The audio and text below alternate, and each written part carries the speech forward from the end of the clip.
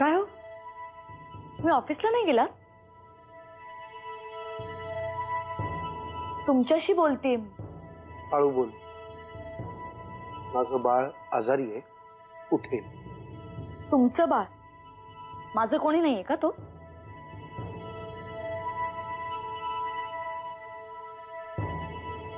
काय आहे अहिल्या, जी बाई स्वतःचा मुलगा आजारी असताना माझी अपॉइंटमेंट आहे म्हणून बाहेर जाते ना, त्या बाईला मी आई कसं काय म्हणायचं?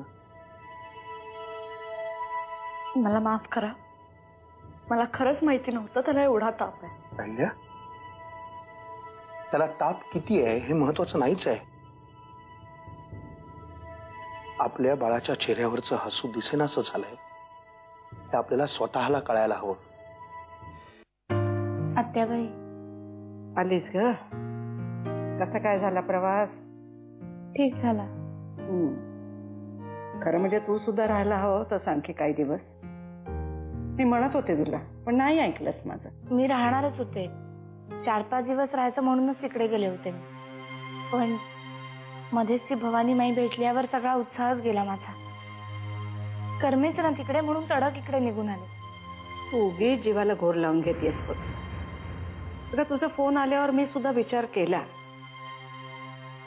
अगं तुला भवानी भेटणं हा योगायोग आहे. त्याच्यासाठी आपल्याला घाबरायचं काहीच कारण नाही आहे. आत्याबाई, बहिणी साहेब, बाहेर लवकर चला, काहीतरी झालंय. अरे चला ना. चल चल. कोण आहे ही बाई? इथे कशी आली? अहो आत्याबाई, यांना गेटच्या बाहेर चक्कर आली होती म्हणून मग आम्ही त्यांना तिथं जरा बाजूला बसवलं. पण ह्या काही शुद्ध आल्याच नाही. मग मात्र आम्ही त्यांना इथे आणलो. ठीक आहे, जा तुम्ही. हो वहिनी साहेब. बघ जानकी, आपल्याला या बाईबद्दल काहीही माहिती नाही. तेव्हा आधी नीट खात्री करून घेऊया आणि मगच काय ते बोलू. आत्याबाई, मान्य आहे ही ओळखीची नाहीये, पण मदत झाली तिला आपली तर बरंच होईल ना. पण ही मदत फक्त ग्लासभर पाण्यापुरतीच मर्यादित राहू. बोला, काय विचार केला? मी मदत करायला तयार आहे, पण मला एक प्रश्न पडलाय. माझ्यासारख्या हुशार आणि विद्वान माणसाने तुमच्यावर विश्वास का ठेवायचा? कारण तुमच्याकडे दुसरा कुठलाही पर्याय नाही. नाही, दुसरा पर्याय नाही म्हणून तुमच्या दरवाजामधलं कुत्र होईन असा जर तुम्ही विचार करत असाल तर तो चुकीचा आहे बरं का. ठीक आहे, निघतो मी. तुरुंगातील उर्वरित आयुष्यासाठी तुम्हाला शुभेच्छा.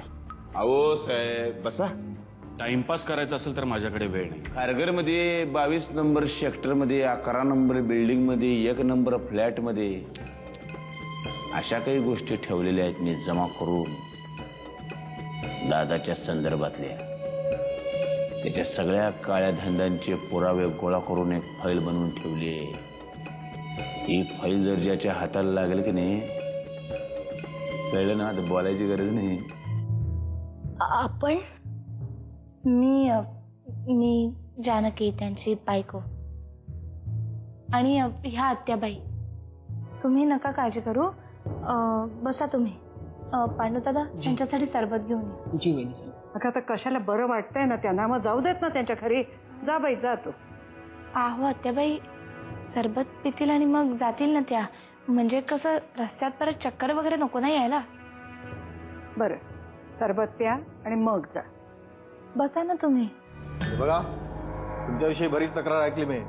हवालदारशी बोलताना नीट बोलत जा, समजला? हे पोलीस स्टेशन आहे, तुमचं घर नाही.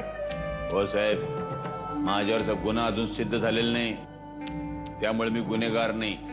त्यामुळे अशा पद्धतीने माझ्याशी बोल नका. मी काय आतंकवादी नाही असं वागायला. हा, आतंकवाद्यांची प्रेमाने बोलताय आणि आमच्याशी असं बोलतोय. एक वेळ आतंकवादी परवडला, निदान आम्हाला माहिती असतं की तो आतंकवादी आहे म्हणून. पण तुम्ही तर त्याच्यापेक्षाही डेंजर आहात, कारण तुम्ही केलेल्या गुन्ह्यामुळे सिद्ध झालेलं आहे. हो साहेब, रागू नका.